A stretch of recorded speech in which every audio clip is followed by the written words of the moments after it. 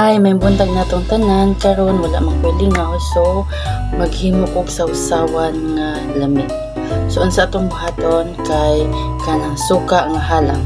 So atong himuon kay pure suka nga tuba, usa na siya ka litro. Pure gini siya.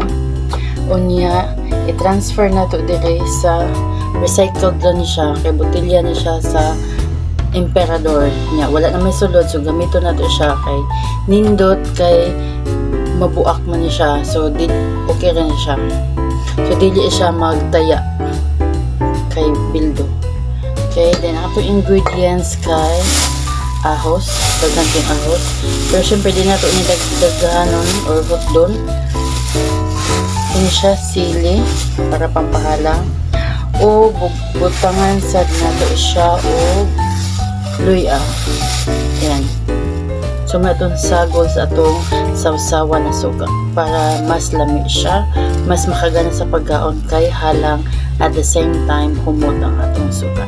So tara, ato na siyang limpyuhan para ma-prepare na nato. Sugod na tagpanit sa luya.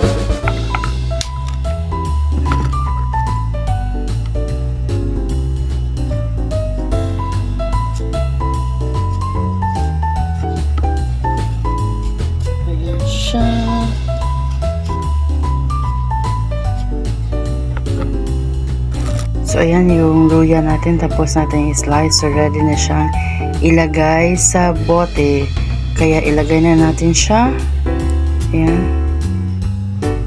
So ayan na, nilalagay ko na yung luya sa botilya o sa bote.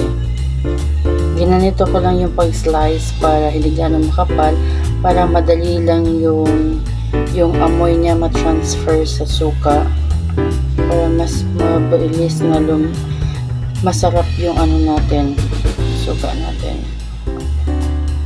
Yan. So marami din to.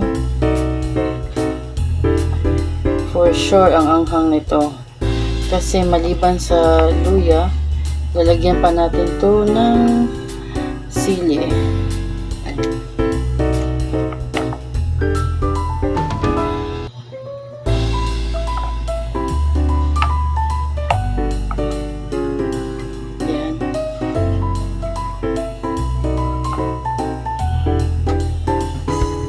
Karon sa datusod ang kuan bawang or ahos.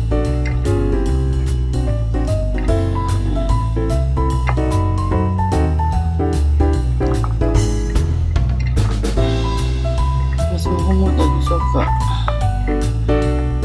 Mas mahumot atong suka ani kay na nasa siya ahos.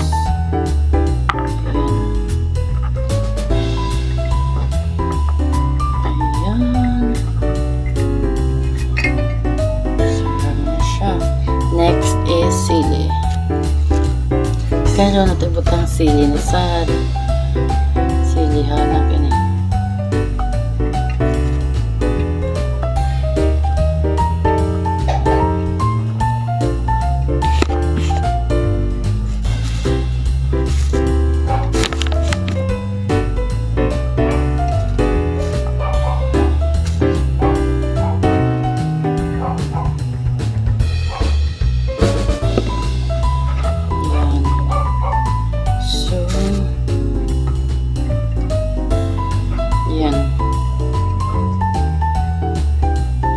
Guwapa na kitong suka, kailangan siya color. Yan. Karon butangan ako o pepper, ground pepper. Tara. Yan. Ground pepper. Yan. And then asin. Gamay lang. Asin lang kinani. Asin. Para naalay lasang atong suka.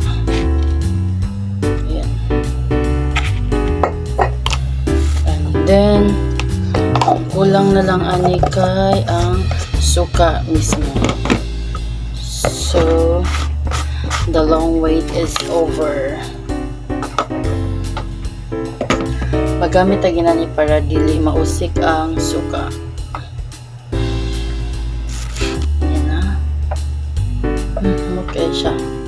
ko siya guys.